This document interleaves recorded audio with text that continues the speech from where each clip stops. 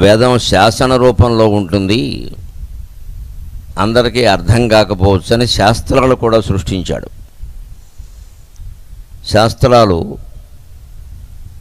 ఆ వేదంలో ఉన్న సూక్తులని ఎందుకు చేయాలో చెబుతాయి.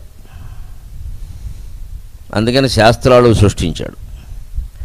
సరే, శాస్త్రాలు ఊరికే చెబుతాయి, చెప్పినంత మాత్రాన్ని చేస్తారా? వాళ్ళకి మనస్సుకి అర్థం కావాలంటే చేస్తే ప్రయోజనం ఏమిటో, చేయకపోతే నష్టం ఏమిటో కూడా తెలియాలి కదా అని 18 పురాణాలు సృష్టించాడు. వ్యాస భగవానుడిని ఆజ్ఞాపించి శ్రీమన్నారాయణమూర్తి ఆయనే వ్యాసుడుగా అవతరించి 18 పురాణాలు మనకు అందించాడు. వ్యాసుడు అంటే సాక్షాత్తు విష్ణువే. పురాణాలు ఏం చేస్తాయంటే వేదాలలో చెప్పిన విషయాన్ని, శాస్త్రాల్లో చెప్పిన విషయాన్ని కథల రూపంలో చెబుతాయి. ఆ కథలో ఖచ్చితంగా మంచి చేస్తే జరిగే ఫలం ఏమిటి, చెడు చేస్తే జరిగే ఫలం ఏమిటి అని ఒక కథారూపంలో ఉంటుంది. కథారూపేణ మహత పురుషార్థ ప్రవర్తకం అంటారు శంకరాచార్య పురాణాల గురించి చెబుతూ. పురాణం నష్టశాఖస్య వేదార్థస్యోపబృంహితం కథారూపేణ మహత పురుషార్థ ప్రదాయకం అంటారు. వేదంలో వేదార్థం అందరికీ తెలియదు కాబట్టి, అందులో కొన్ని శాఖలు నష్టమయ్యాయి కూడా కాబట్టి, అవి చెదిరిపోకుండా పురాణ కథల రూపంలో వ్యాసాది మహర్షులు మనకు అందించారయ్యా. ఇది కథారూపంలో ఉంటుంది. ఆ కథ నిజమా కాదా అని ఊరికే పరిశోధన చేయకుండా ఆ కథ ద్వారా తెలుసుకునే తత్వం ఏమిటో తెలుసుకుంటే సరిపోతుంది. పురాణ కథలు నిజమా కాదా అంటూ వెర్రి పరిశోధనలు చేయకూడదు. అవి సాధ్యమయ్యేలా ఉండవు. అవి కృతయుగంలో సాధ్యమయ్యాయి, ఇప్పుడు కావు కాబట్టి నిజం కాదంటే ఎలాగా? ఇప్పుడు 2 ఏళ్ల బళ్ళు ఎవడూ ఎక్కడం లేదు. హైదరాబాదులో కాదు, పల్లెటూళ్ళలో కూడా ఎక్కట్లేదు. అంత మాత్రం చేత 2 ఏళ్ల బళ్ళు లేవంటే ఎలాగా? మేమంతా అదే ఎక్కాం 20 ఏళ్ళు. నా వయసు వాళ్ళందరూ 20-30 ఏళ్ళు అవే ఎక్కారు. మనకి తెలియదు కాబట్టి, మనకి సాధ్యం కాదు కాబట్టి, మనకు కనపట్లేదు కాబట్టి లేవనకూడదు. అవి ఒకప్పుడు ఉండేవి. ఏదైనా అంతే. అంచేత వేదశాస్త్రాల్లో చెప్పినవి చేస్తారో చెయ్యరో వాళ్ళ జీవితాలకు అన్వయిస్తూ ఓ కథ చెబితే, జరిగిన చరిత్రనే కథగా మార్చి చెబితే, దాన్ని కాస్త మంచి చేస్తే ఇలా ఉంటుంది, చెడు చేస్తే ఇలా ఉంటుంది, రాముళ్ళా ఉండాలి, రావణుళ్ళా ఉండద్దు, ధర్మరాజులా ఉండాలి, దుర్యోధనుళ్ళా ఉండద్దు, ధర్మరాజులా ఉన్నా కానీ మంచిదే కానీ పేకాడద్దు మళ్ళీను, ఇలా ఉంటాయి. కొన్ని హీరోల్లో కూడా కొన్ని మినహాయింపులు ఉంటాయి. హీరో అనే ఇంగ్లీష్ మాటలో ఓ జీరో ఉంది కదా, అందుకని హీరోలో కూడా కొంత జీరో ఉంటుంది. ఆ జీరో మనం తీసుకోవద్దు, మిగిలింది తీసుకోవాలి. దీనికి విచక్షణ అవసరం. అందుకని పురాణ కథల రూపంలో విచక్షణ జ్ఞానంతో మనకు అందించారు. అది కూడా చాలా కష్టమే. అన్ని పురాణాలు అందరూ చదవలేరు కదా. పైగా చదవాలంటే మనకి నాటకంలాగా, సినిమాలాగా మంచి రసరమ్యంగా ఉండాలి. అందులో శృంగారం, వీరం, కరుణం, అద్భుతం, హాస్యం, భయానకం, బీభత్సం, రౌద్రం, శాంతం లాంటి నవరసాలు ఉండాలి. నవరస సమన్వితంగా ఉంటే దాన్ని ఆస్వాదిస్తామని కావ్యాలు సృష్టించారు మహాకవులు. కాళిదాసాది మహాకవుల్ని సరస్వతీ కటాక్షంతో భూమి మీదకి దింపాడు భగవంతుడు. ఆ కవులకు అవసరమైన వాక్కుని పార్వతీదేవి ఇచ్చింది, అర్థాన్ని పరమేశ్వరుడు ఇచ్చాడు. వాగర్ధావివ సంపృక్తౌ వాగర్ధ ప్రతిపత్తయే జగతఃపితరౌ వందే పార్వతీ పరమేశ్వరవు అన్నారు. పార్వతీదేవి వాక్స్వరూపం, పరమేశ్వరుడు భావనాస్వరూపం. ఈ రెండు, భావన వాక్కు రెండు ఉంటేనేక కవిత్వం, లేకపోతే ఏముంది?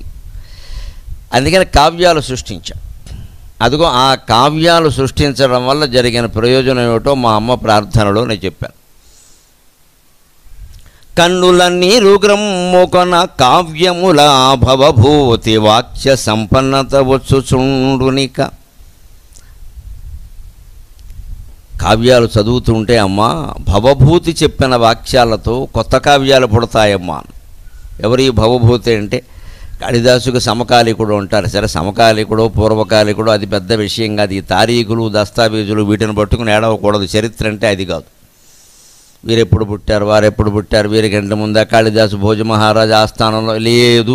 మై హోమ్ అపార్ట్మెంట్స్లో ఉన్నాడు కాళిదాసు. నష్టం ఏంటి మనకి? ఈ చర్చ ఎంతసేపు అయినా అక్కడ కృష్ణదేవరాయల ఆస్థానంలో 8 మంది ఉన్నారా, 16, మీకు ఎందుకే గొడవ, నువ్వు లేవు కదా. ఈ చర్చ పట్టుకుని అసలు విషయం వదిలేస్తాం మనం. అంచేత కవుల పేర్లు చెప్పకనే వాళ్ళ కాలాలు, వాళ్ళ ప్రదేశాలు, వాళ్ళ భార్య పిల్లలు, ఎంత అనవసరమైన విషయం అది. చిన్న విషయాలు అవన్నీ. ఆయన కవిత్వం మనకి ప్రధానం. భవభూతి ముందువాడా వెనకవాడా వేరే విషయం, కానీ భవభూతి సంస్కృత సాహిత్యం మీద ఒక పెద్ద ముద్ర వేశాడు. కరుణ ఏవ ఏకో రసహ అన్నాడు ఆయన. ఏదో 9 రసాలు చెబుతారు. శృంగార రసం, వీరం, కరుణం, అద్భుతం, హాస్యం, భయానకం, బీభత్సం, రౌద్రం అంటారు. ఏమి లేదు, కరుణ ఒక్కటే రసం అన్నాడు. అందుకే ఆయన ఉత్తర రామచరిత్ర తీసుకున్నాడు. సీతాదేవిని అడవికి పంపిన ఘట్టం కంటే కరుణరసమైన ఘట్టం ఇంకేముంటుంది, గర్భిణీ స్త్రీ ఆవిడే. అందుకే అది తీసుకుని ఏదో ఆయన ధోరణిలో ఆయన ఉత్తర రామచరిత్రను అద్భుతంగా రాశాడు. ఆయన రాసిన కాలంలో దానికి తగిన గౌరవం రాలేదు, కానీ ఆయనకు నమ్మకం ఉంది బాగా. ఉత్పత్స్యతే మమతు కోపి సమాన ధర్మ కాలోక్షణంతో విపులాచ పృథ్వీ. నా కావ్యం ఎవరికి అర్థం కావట్లేదు, ఎవరూ చదవట్లేదని ఈ కాలం వాళ్ళు ఆక్షేపిస్తున్నారు కొంతమంది పండితులు. నేనేం బాధపడడం లేదు. జానంతు కేచిదపి, అలా మాట్లాడే వాళ్ళకు కూడా కొంత విషయం తెలిసి ఉండొచ్చు, కానీ నేను పట్టించుకోను ఆ విషయాన్ని. ఈ కావ్యం రాసింది అలాంటి విమర్శకుల కోసం కాదు. ఉత్పత్స్యతే మమతు కోపి సమాన ధర్మ, నా కావ్యంలో నేనెంత రసాన్ని గుప్పించానో తెలుసుకోగలిగినటువంటి సహృదయులు పుట్టకపోరు. నాలాంటి వాడే మరొకడు పుట్టకపోడు. ఆ విశ్వాసం చూడండి భవిష్యత్ తరాల మీద. కాలోక్షణంతో విపులాచ పృథ్వీ, కాలం అనంతమైంది, భూమి విశాలమైంది, నువ్వెవడు మాట్లాడడానికి అన్నాడు. కవి అన్నవాడికి ఎప్పుడు ఆత్మాభిమానం ఉంటుంది, అవసరమైతే అహంకారం కూడా ఉంటుంది. ఎందుకంటే కవిరేవ ప్రజాపతికి, బ్రహ్మదేవుడితో సమానమైన వాడు కవి. కొత్తగా సృష్టి చేయగలిగిన వాడు, ఉన్నదాన్ని వ్యాఖ్యానం చేయడం కాదు, కొత్తగా సృష్టిస్తాడు. అటువంటి కవి ముందు ఎవరు సరిపోతారు? భగవంతుడే మనం కవిం కవీనాముపమశ్రవస్తవం జ్యేష్ఠరాజం బ్రహ్మణాం బ్రహ్మణస్పద ఆనుశృణ్వన్ నూతిభిస్సీదసాదనం అని గణపతి ప్రార్థనలో గణపతిని కవి అంటున్నాం మనం. కవి అంటే సృష్టికర్త అని. గణపతి ఏం కావ్యాలు రాయలేదు. వ్యాసుడు భారతం చెబుతుంటే కూర్చుని లేఖనం చేశాడు, కానీ ఆయన స్వయంగా ఏమీ సృష్టి చేయలే. కానీ ఆ గణపతిని మనం సృష్టికి మూలం కాబట్టి ఆయన్ని కవీనాం కవిహి అన్నాం. కవులందరికీ ఆది కవి అన్నాడు. కవి ఎలాగైతే ఒక కావ్యాన్ని సృష్టిస్తాడో, ఒక నాటకకర్త ఒక నాటకాన్ని ఎలా సృష్టిస్తాడో, ఒక చలనచిత్ర దర్శకుడు ఒక 2.5 గంటల సినిమాని ఎలా సృష్టిస్తాడో, అలాగే భగవంతుడు ఈ సృష్టి చేశాడు. అది అర్థం చేసుకుంటే సరిపోతుంది. అప్పుడు ఈ జగత్తు ఒక మాయ, ఇదొక సినిమా, ఇదొక నాటకం అంటే మనం సుఖంగా ఉంటాం. లేకపోతే ప్రతి నెల మై హోమ్లో అపార్ట్మెంట్కి మెయింటెనెన్స్ బిల్లు రాగానే గుడ్లు తిరుగుతూ ఉంటాయి. ఆ అంతస్తులో ఉన్నావు, ఈ అంతస్తులో ఉన్నావు, లిఫ్ట్ లిఫ్ట్ కిందకి రాలేదనుకో, 2 నిమిషాలు లేట్ అయిందనుకో, అప్పుడు తెలుస్తూ ఉంటుంది. ఇంత కాకుండా వేరే చోటు ఉంటే బాగుండేది అంటూ. అప్పుడు ఆ వేరే చోటు ఉంటే వేరే ఇబ్బందులు ఉంటాయి. జీవితం అంతా ఉంటూనే ఉంటాయి ఇవి. ఇదొక కళ అని నువ్వు గ్రహించే వరకు ఈ దుఃఖం నిన్ను వెంటాడుతూనే ఉంటుంది మిత్రమా. ఇదొక కళ అని గ్రహించినప్పుడే నీకు సుఖం కూడా దుఃఖంలాగే, దుఃఖం కూడా సుఖంలాగే కనపడినప్పుడే జీవితం నుంచి విముక్తి. అంతేగాని నా జీవితం నుంచి దుఃఖాలు తీసేసి సుఖాలు ఇవ్వండి అంటే అలా ఇచ్చే అధికారం దేవుడికి కూడా లేదు. ఆయన ఎత్తిన 10 అవతారాల్లో ఆయన నన్ను అడిగితే సుఖాల కంటే ఎక్కువ దుఃఖాలే పడ్డాడు. రాముడి జీవితం అంతా దుఃఖాలే, కృష్ణుడి జీవితం అంతా దుఃఖాలే. నిజానికి అన్ని దుఃఖాలు మనకు లేవు. అంచేత భగవంతుడు నీ సుఖాలు తీసేసి సుఖాలు ఉంచుకుని దుఃఖాలు తీసేయమండడం ఇంతకంటే అజ్ఞానం ఇంకోట్లేదు. ఆయన శ్రీదేవికేసి తిరిగి ఓ నవ్వు, భూదేవికేసి తిరిగి ఓ నవ్వు, 2 నవ్వులు నవ్వుతాడని. వీడు ఎంత అజ్ఞాని, నేనే పడుతున్నాను మీ ఇద్దరితోటి. వాడి జీవితంలో ఎప్పుడు తీసేయమంటాడు, నేను ఎలా కుదురుతుంది ఇదంతా. వారానికి ఒకసారి వీడే కళ్యాణం చేస్తున్నాడు ఇక్కడ శ్రీదేవి భూదేవి సమేత అని. నేనేమన్నా సుఖంగా ఉన్నానా? సుఖంగా లోకం లేక నన్ను ఉండనీకే కదా మత్స్య కూర్మ వరాహ నరసింహ దేవతారాలన్నీ ఎత్తాం. లేదా చేపై పుట్టడం కప్పై పుట్టడం, నాకేం కర్మ ఇదంతా. నా జీవితమే ఇంత దుఃఖమయమై ఉంటే ఓ పక్క వాడి జీవితాన్ని సుఖమయం చేయమని నాకేం పని అని భగవంతుడు ఆశ్చర్యంగా నవ్వుతాడు. ఇది ఒక లీల అని మనం తెలుసుకోలేకపోతున్నాం. అది కావ్యాలు చదివితే అర్థం అవుతుంది. అప్పుడు పురాణాలు చదువుతాం, శాస్త్రాలు చదువుతాం, అవసరాన్ని బట్టి వేదాలు చదువుతాం. అంచేత కావ్య మనోహర భావనాజలంబు ఎన్నో నగంబులెక్కి అది ఏ జలపాతము ఓలెదూకి. ఆ కావ్యాల్లో చెప్పినటువంటి పద్యాల్లో ఉండే మనోహరమైన భావం ఒక జలపాతంలాగా మారి కొండమించి కిందకి పడుతూ ఉంటే మనం తడిసిపోకుండా ఉండగలమా? నా కన్నులనే సుధాబ్దులనుగాను నరించును. అమ్మా ఇదెంత పుణ్యమో, నీ కడుపున పుట్టడం వల్ల కూడా తెలుగువాడై పుట్టి తెలుగు కావ్యాలన్నీ చదవగలిగానమ్మా, అందుకు నీకు నమస్కారం చేస్తున్నా అని మాతృదేవికి నమస్కారం చేస్తున్నా. ఆ తల్లిదండ్రులు ఈ గోదావరి జిల్లాల ప్రాంతంలో, ఇక్కడ ఈ ప్రాంతంలో ఆంధ్ర రాష్ట్రాల్లో జన్మించేలా చేయకపోతే ఏం చదువుతాము? తెలుగు ఏం చదువుతాము? తెలుగు చదవకపోతే ఏం మాట్లాడతాం? కావ్యాలు ఎక్కడివి? కవిత్వం ఎక్కడిది? ఏదో ఇంగ్లీష్ సాహిత్యం గురించి గొప్పగా చెబుతారు. ఇంగ్లీష్లో గొప్ప కవి ఎవడంటే షేక్స్పియర్ అంటాడు. అసలు మన అష్టదిగ్గజాలను చూస్తే హీ షేక్స్ విత్ ఫియర్. మన అష్టదిగ్గజాల్లో ఏ ఒక్క కవి కావ్యాన్ని చదివినా షేక్స్పియర్ జీవితంలో నేను కావ్యం రాయను అంటాడు. ఎవరితోనైనా చర్చించడానికి ఇది సిద్ధం. మన కావ్యాల్లో ఉండే విశేషాలు షేక్స్పియర్ కావ్యాల్లో 100 పుస్తకాలు కూడా లేవు. ఇన్ని వర్ణనలు, ఇన్ని విశేషాలు లేవు. ఇంత చేసి ఆ షేక్స్పియర్ ఎప్పటివాడు 16వ శతాబ్దం వాడు తలకాయ. ఆ 16వ శతాబ్దానికి ఇక్కడ కృష్ణదేవరాయల ఆస్థానంలో అష్టదిగ్గజాలు నడుస్తున్నాయి. ఇక్కడ ఏం చెబుతారు సాహిత్యం గురించి? అష్టదిగ్గజాలు. అప్పటికి తెలుగు సాహిత్యం మొదలై 1600 ఏళ్ళు అయింది. గొప్ప కాలం ఏదంటే అది అప్పటికి ఎంతో గొప్ప కాలం. అప్పుడు ఆయన పుట్టాడు, గొప్పగా ఆయన పుట్టే వరకు దానికి దిక్కు లేదు అక్కడ సాహిత్యానికి. ఇంత చేస్తే అన్నీ ఎక్కువ భాగం విషాదాంత కావ్యాలే, అన్నీ ఏడుపుగొట్టు కావ్యాలే. మనం అన్నీ సుఖాంత కావ్యాలు.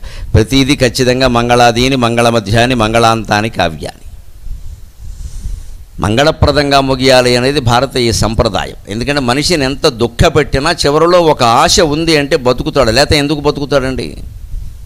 విషాదాంత కావ్యాలు రాయడం ఎప్పుడూ పద్ధతి కాదు. మానవ జీవితంలో విషాదం ఉంది కదా, దాన్ని సవరించడానికే కవిత్వం ఉంది ఇక్కడ. లేకపోతే నువ్వు దేనికి ఇక్కడ?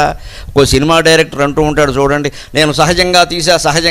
సహజంగా తీయడం గొప్ప విషయం కాదండి, సహజాన్ని సంస్కరించి లోకాన్ని బాగు చేయడం గొప్ప విషయం. సహజంగా తీయడానికి నువ్వెందుకు? ఫోటోగ్రాఫర్ చాలు. ఉన్నది ఉన్నట్టు తీయడానికి డైరెక్టర్ ఎందుకండి? ఫోటోగ్రాఫర్ చాలు. వాడు ఉన్నది ఉన్నట్టు తీస్తాడు. డైరెక్టర్ ఏం చేయాలంటే ఈ సినిమా చూస్తే జనంలో ఏ మార్పులు వస్తాయి, ఏమవుతారని ఆలోచించి దాన్ని సంస్కరించి చిట్ట చివరిలో ఒక మంచి సందేశాన్ని అందించాలి. అప్పుడు ఆ సినిమా గొప్పదవుతుంది. లేదా లవకుశ, మాయాబజార్, ఉమ్మడి కుటుంబం లాంటి సినిమాలన్నీ ఇప్పటికే ఎందుకు చూస్తున్నాం పరిగెట్టుకుని? ఆ డైరెక్టర్లు ఆ జాగ్రత్త పడ్డారు, ఇది సమాజంలో మంచి చేస్తుందా చెడ్డ చేస్తుందా అని ఆలోచించారు. ఇప్పుడు ఏమీ లేకుండా నేను ఉన్నది ఉన్నట్టు తీయడానికి నువ్వెందుకయ్యా? పారిశుద్ధ్య కార్మికులు చారు, ఉన్నది ఉన్నట్టే పక్కకి లాగేస్తారు వాడు. కావ్యం అంటే ఉన్నదొన్నట్టు నిర్మాణం చేయడం కాదు, కవి వర్ణిస్తాడు, సంస్కరిస్తాడు దాన్ని. ఆ వర్ణన ద్వారా ఒక గొప్ప భావం కలిగిస్తాడు. ఇవాళ భర్తృహరి సుభాషితాలు అది చూస్తాం. క్రీస్తుపూర్వం 1వ శతాబ్దికి చెందినవాడే భర్తృహరి. విక్రమార్కుని యొక్క కాలంలో విక్రమార్కుడు రాజు అయితే భట్టి మంత్రి, భర్తృహరి మహాపండితుడు. అంతా ఒకటే అన్నదమ్ము. వీళ్ళందరినీ అన్నదమ్ములను కూడా పేర్కొంటారు. ఆయన భర్తృహరి సుభాషిత త్రిశతి అని 300 రచించాడు. నీతి శతకం పేరు మీదే 100 శ్లోకాలు రచించాడు. ఇంకో 100 శృంగార శతకం అని రాశాడు. ఇంకో 100 వైరాగ్య శతకం అని రాశాడు. కారణం ఏమిటంటే ముందు నీతి, బ్రహ్మచర్యంలో ఎప్పుడూ నీతి పాటించాలి.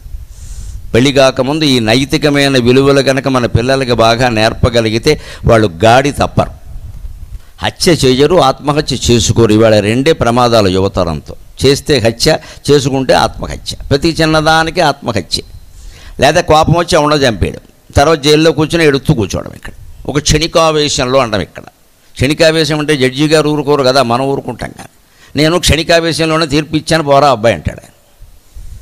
క్షణికావేశం అంటే ఎలాగంటే చేసేసి అవతల వాడి జీవితం మొత్తం పోయింది కదా. ఆ క్షణంలో మనల్ని మనం ఎందుకు నిగ్రహించుకోలేకపోయామండి?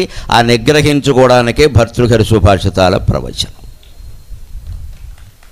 ఆవేశాలు వస్తూనే ఉంటాయి, భావోద్వేగాలు వస్తూనే ఉంటాయి. భావోద్వేగాలు నియంత్రించుకోవడానికి ఒక గొప్ప ఉపాయం ఏమిటో తెలుసునా అండి? మనం ఇవాళ మర్చిపోయాం, మహానగరంలో ఉండి మరీ మర్చిపోయాం. మట్టిలో ఆడుకుంటే పిల్లలకి భావోద్వేగాలు అన్నీ నియంత్రించుకుంటారండి. మట్టిలో ఆడడం అలవాటు చేయాలి. క్లీన్ని చంపేయకూడదు, క్లీన్ అని. మట్టిలో ఆడాలి, ఒట్టి పచ్చగడ్డలో తిరగాలి, ఏ బూట్లు వేయొద్దండి, ఒట్టి కాళ్ళతో తిరగాలి. ఇక్కడ మీకు ఇంత మైదానం ఉంది, అదృష్టవంతులు. ఇక్కడ పిల్లల్ని తిప్పండి, గట్టి కోసేస్తారని ఎదవ మాటలు చెప్పకండి. ఇక్కడ కోస్తే కోనేయండి. వాళ్ళు ఎలా బతకాలి? వాళ్ళకి ఆడుకుందుకు లేదు, ఇక్కడ పాడుకుందుకు లేదు. ఎక్కడ దిగినా ఓ అపార్ట్మెంటు, ఎక్కడ దిగినా ఓ గది, ఓ లిఫ్ట్, ఓ కారు. వాడు ఎక్కడ తిరుగుతాడు? ఏదైనా బంతి విసిరితే ఎవడో వచ్చినా అద్దం పగిలింది అంటాడు, వీడు గుండు పగిలింది. ఇక్కడ వాడు ఏం చేసుకోవాలి? ఈ పిల్లలు ఆటలు లేక, పాటలు లేక, సాహిత్యం లేక, సంగీతం లేక ఈ భావోద్వేగాలన్నీ హత్యలు, ఆత్మహత్యల రూపంలో చూపిస్తున్నారమ్మా. అందుకే సమాజం చెడిపోతుంది పూర్తిగా. అభిజ్ఞాన శాకుంతలంలో చెబుతాడు కాళిదాసు, దుష్యంతుడు చివరిలో తన కుమారుణ్ణి గుర్తుపెట్టాడు. ఎలా అంటే మట్టిలో ఆడుకుంటున్నట్ట భరతుడు. 3 ఏళ్ల కుమారుడు మట్టిలో ఆడుకుంటున్నాడు. మట్టిలో ఆడుకుంటూ ఉండగానే ఆయనకి పిల్లలు లేరు కదా, చూసి చాలా ఆనందమే. మట్టిలో ఆడుకుంటున్న భరతుడిని తీసుకుని ఒళ్ళో కూర్చోబెట్టుకుంటే ఈయనకి చాలా ఆనందం అనిపించింది. పుత్రస్పర్శ మామూలా? అప్పుడు కాళిదాసు శ్లోకంలో చెబుతాడు, మట్టిలో ఆడుకుంటే భావోద్వేగాలన్నీ నియంత్రణ అయిపోతాయి. వాడి సరదా తీరింది. ఒక రకంగా చెప్పాలంటే వాడి కసి కూడా తీరింది. ఆ మట్టిని పిసికి కసి తీరింది. అది ఎవడ పీక పిసికేస్తాడు. వాడికి పిసగాలని ఉంది, నువ్వు మట్టి ఇస్తే మట్టి పిసుకుతాడు, లేదా పీక పిసికేస్తాడు. పిల్లలకు ఆడుకోవాలని ఉంటుంది, మనకుంటుందా? 70 ఏళ్ళ వాళ్ళకి ఆడుకోవాలని. ఏం ఆడుకుంటావు? జీవితంతో ఆడేవప్పటికి జీవితమే ఆడింది నిన్ను ఫుట్బాల్ చేసి, ఇంకేం ఆడతావు? మనకేమో సోఫాలో కూలబడాలని ఉంటుంది, వాళ్ళకి అలా ఉండదు కదా, ఎగరాలని ఉంటుంది, గంతాలను చెయ్యాలి, వాళ్ళ వయసులో చెయ్యాలి. అప్పుడు చెబితే ఎప్పుడు చేస్తారు? దానివల్ల వాళ్ళ భావోద్వేగాలన్నీ నియంత్రణ అవుతాయి. కావ్యం చదివితే నియంత్రణ అవుతాయి, అవి సరైన దారిలో నడుస్తాయి. అందుకనే భర్తృహరి నీతి శతకంలో ముందులోనే ఒక మాట చెబుతున్నాడు. మనమంతా ఎక్కడ సమయాన్ని వృధా చేసుకుంటాము అంటే ఇతరులకు ఉపదేశం చేయడంలో మనకి ఎంత సమయం పాడైపోతుందో ఆలోచించండి. పిల్లలకి చెబుతాం, భార్య భర్తకి చెబుతుంది, భర్త భార్యకి చెబుతాడు, వీళ్ళిద్దరికీ అత్తమామలో తల్లిదండ్రులు చెబుతారు. ఎంతసేపు ఫోన్లో ఎవడికో ఒక అరగంట సేపు చెబుతాం, ఆ చెప్పిందాన్ని మనం చెయ్యం. ఇలా ఉండాలి, అలా ఉండాలి. ప్రతివాడు వ్యాస మహర్షి. ఎవడు మగ్గానికి వాడే సేనాపతి, ఎవడు సూత్రానికి వాడే బ్రహ్మ, ఎవడు పురాణానికి వాడే వ్యాసుడు. ఇది ఎంత వ్యర్థమైన పనో చెబుతున్నాడు. కొంతమంది మీరు ఎంత చెప్పినా మారరు, ముందు గ్రహించుకోవాలి. 18 ఏళ్ళు దాటాక మనిషిని మార్చగలిగిన వాళ్ళు ఇద్దరే, ఒకడు వాడే, 2 భగవంతుడు శ్రీమన్నారాయణమూర్తి. మీరు ప్రారంభంలో ఉన్నాడు, ఆయన మారుస్తాడు, మనకు అనవసరం. ఇంక ఉపదేశాలు చేయడం ఉపయోగం లేదు. ఎవరో గురువుగారు ఉన్నారు, వారి దగ్గర తీసుకెడతాం, సైకాలజిస్ట్ దగ్గరికి తీసుకెడతాం. సైకాలజిస్ట్ అబ్బాయి కూడా అలాగే ఉన్నాడేమో, నీకేం తెలుసు, ఎందుకు వచ్చిన గొడవ ఇది? వాళ్ళ అబ్బాయిలు ఏమైనా బాగున్నారని గ్యారంటీగా చెప్పగలరా? వాళ్ళు ఏదో వృత్తి పెట్టుకున్నారు కాబట్టి మనకి చెప్తారు. ఇక్కడ వాళ్ళు ఇంటూ చూస్తే మనకే విచిత్రంగా ఉంటుంది. అదేమి లేదండి, అసలు ఎవరి మీదో ఆధారపడడమే తప్పు. అందుకే ముందు ఒక జీవ లక్షణం ఒకటి ఉంటుంది మనిషికి. ఈవేళ ఆదివారం పుస్తకంలో చూసుంటారు మీరు, హ్యూమన్ జీనోమ్. ఇవాళ అద్భుతమైన ముఖ చిత్ర వ్యాసం వచ్చింది ఈనాడు ఆదివారం పుస్తకంలో. పాజిటివ్ థింకింగ్ మొత్తం అణువు వింటూ ఉంటుంది అని ఇలా చాలా చక్కని ముఖ చిత్రం వేశారు, బొమ్మ ఈవేళ చూడండి.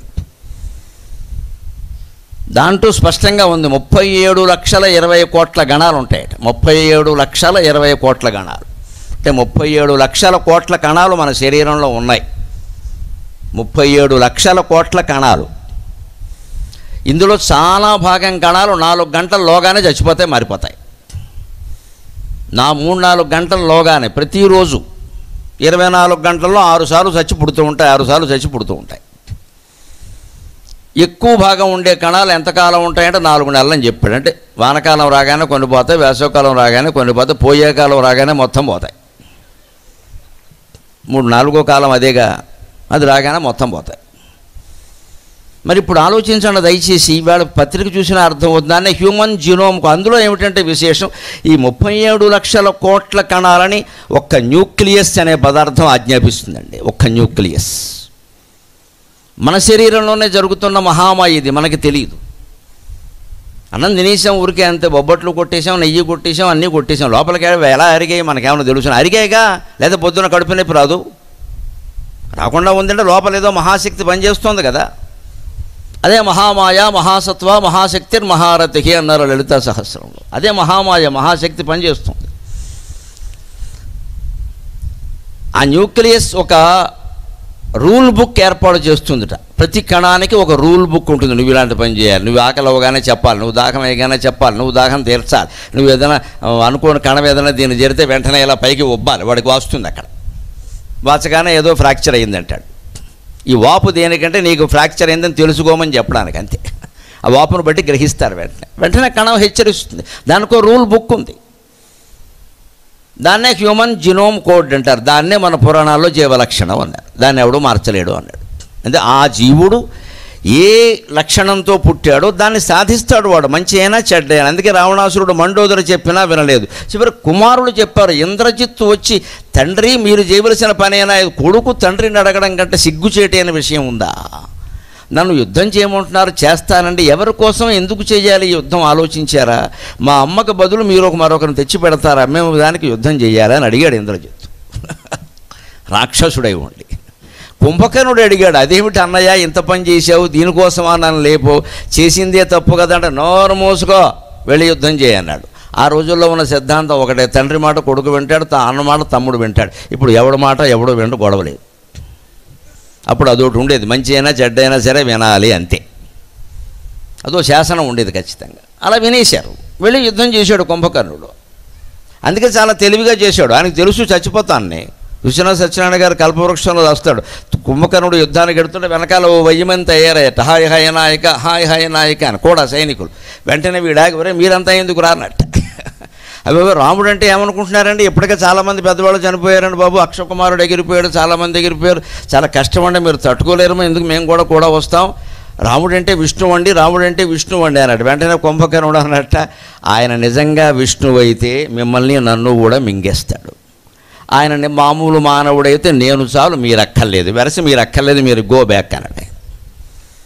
ఆయన మానవుడైతే నేను చాలు, మీరు అక్కర్లేదు, మీరు ఎందుకు అనవసరంగా ప్రాణాలు పోగొట్టు, మీకు మళ్ళీ పింఛన్లు ఇవ్వాలి, ఇదే ఈ జీవితాంతం మీ భార్యలకు పింఛన్ ఇవ్వాలి, ఎందుకు వచ్చిన గొడవ, సైనికులు పింఛన్ తీసి పారైపో, నేను ఒక్కడే పోతాను మా అన్నగారి కోసం, మీరంతా ఎందుకు, ఎందుకంటే అతనికి యుద్ధం చేయాలని లేదు, అది ధర్మం కాదని తెలుసు, చేసాడు అన్నగారి కోసం అంతే. భారత యుద్ధంలో ఎలా పాల్గొన్నవాళ్ళు కొన్ని లక్షల మంది ఉన్నారు, ఇష్టం లేక చేసిన వాళ్ళు. అంచేది ఆయన విష్ణువే అయితే మిమ్మల్ని నన్ను కూడా మింగేస్తారా, కనీసం మీరైనా బతుకుతారు కదా, వెళ్ళి సుఖంగా ఉండరా ఇంట్లో, ఇదేందుకు ఇది ఎల్ఐసి కూడా చేశారో లేదు, మీరు ఎందుకు వచ్చిన కూడా ఇది పొండని చెప్పాడు. లేదండి ఆయన విష్ణువు కాదు మానవుడే అంటారు, మానవుడైతే నేను జాలుగా అప్పుడల్లా నవలేస్తాను, మీరు ఎందుకు అన్నాడు. నిజమైన బ్రహ్మజ్ఞానం అంటే కుంభకర్ణుడు, వాడికి జ్ఞానం ఉంది, ధర్మజ్ఞానం ఉంది, కానీ రావణాసురుడికి తమ్ముడు కావడం వల్ల అన్నగారి మాట కాదనకూడదు అనేటువంటి సూత్రం వాడికి బాగా పట్టేయడం వల్ల వాడు ఉన్నాడు. విభీషణుడికి ఆ సూత్రం పట్టలేదు, వెళ్ళిపోయాడు. అంటే ఇప్పుడు జీవితం ఎక్కడ ఆధారపడి ఉందంటే దయచేసి ఆలోచించండి, విచక్షణ మీద ఆధారపడి ఉంది. జీవితంలో కీలకమైన సమయంలో మనం ఏ నిర్ణయం తీసుకుంటామో దాని మీద ఆధారపడి ఉంది. అందుకే ఇవాళ హ్యూమన్ జీనోమ్ కోడ్ గురించి రాసినప్పుడు ఒక అద్భుతమైన మాట రాశాడు. దానికి ఒక కంప్యూటర్ ప్రోగ్రామింగ్ లాగా ఒక ప్రోగ్రామింగ్ ఉంటుంది. కంప్యూటర్ ప్రోగ్రామ్ మార్చుకున్నట్టే ఆ జీవి దాన్ని కూడా మార్చుకోవచ్చు అని రాశాడండి. అది రహస్యం. మన జీవ లక్షణాన్ని మనం మార్చుకోవచ్చు. అదేదో తలరాత ఇంకేం చేయలేం, ఇంకే అయిపోయింది ఇది, ఈ నీరసపు మాటలు దయచేసి యువతరానికి నేర్పద్దండి. వాళ్ళు పూర్తిగా వెధవలైపోతున్నారు. వాళ్ళు యువతరంలో అందరికీ భక్తి ఉంది, మూఢభక్తి మరీ ఎక్కువగా ఉందండి. మంగళవారం శుక్రవారం గేటు దాటడం, ఈస్ట్ ఫేసింగ్ వెస్ట్ ఫేసింగ్ చాలా పట్టిసేయండి. వీళ్ళకి అసలు ఫేస్ బాగోలేదు కానీ అపార్ట్మెంట్ ఫేస్ గురించి ఆలోచన, వీడి ఫేస్కి ఏ ఫేస్ ఉన్నా ఒకటే. మొత్తం ఇదంతా బాగా పట్టేసింది. అందుకే ఈస్ట్ ఫేసింగ్ రేట్ ఎక్కువ. తర్వాత వీడు తూర్పు తిరిగి దండం పెట్టాలి ఈఎంఐలు కట్టలేక, అందుకే ఈస్ట్ ఫేసింగ్. ఇవన్నీ బాగా పట్టిసేయండి. అసలు వాడి మీద వాడికి నమ్మకం లేదు, ఈస్ట్ మీద వెస్ట్ మీద తప్ప. నీ మీద నీకు నమ్మకం కలిగించడం కోసమే భర్తృహరి సుభాషితం, మిత్రమా నిన్ను మార్చగలిగిన వాడు నువ్వు ఒక్కడివే. ఆ జీవలక్షణం బాగా పట్టేసిన రావణాసురుడు లాంటివాడు, హిరణ్యకశిపుడు లాంటివాడు, దుర్యోధనుడు లాంటివాడు ఎలా ఉంటాడంటే భయంకరంగా ఉంటాడు. ఇక వాడు మారడు, వాడిని మార్చడం చాలా కష్టం. అందుకే పెద్దవాళ్ళు కూడా మీ సమయాన్ని వృధా చేసుకోకండి. మీ శ్రీమన్నారాయణమూర్తిని ప్రార్థించండి, మారితే మారతాడు, లేతే లేదు. వాడితో దూరంగా ఉండాలా దగ్గర ఉండాలా నిర్ణయించుకోవాలి. వాడికి ఆర్థిక విషయాలు కట్ చేసే ప్రయత్నం చేయాలి తప్ప మావాడు మారాలని తల్లి తండ్రి వెళ్ళి తిరుపతి మెట్లు 100 సార్లు పైకి కిందకి ఎక్కినా వాడు మారడు. వాడు జీవలక్షణంతో పుట్టాడు. దాన్ని మార్చుకోవడం వాడికి ఇష్టం లేదు. వాడికి ఇష్టమైతే క్షణంలో మారుతుంది. అందుకే ఆ ప్రయత్నం వద్దు అనడానికి కావ్యం ఎప్పుడు ఎలా చెబుతుందంటే అర్థవాదం. చెయ్యండి అన్న పని కాస్త అతిశయోక్తిగా తప్పనిసరిగా చేయాలి అంటారు. చెయ్యొద్దు అన్న పని కాస్త తీవ్రంగా చెబుతారు. ఏదైనా తీవ్రంగానే చెప్తారు మనస్సుకు నాటడం కోసం.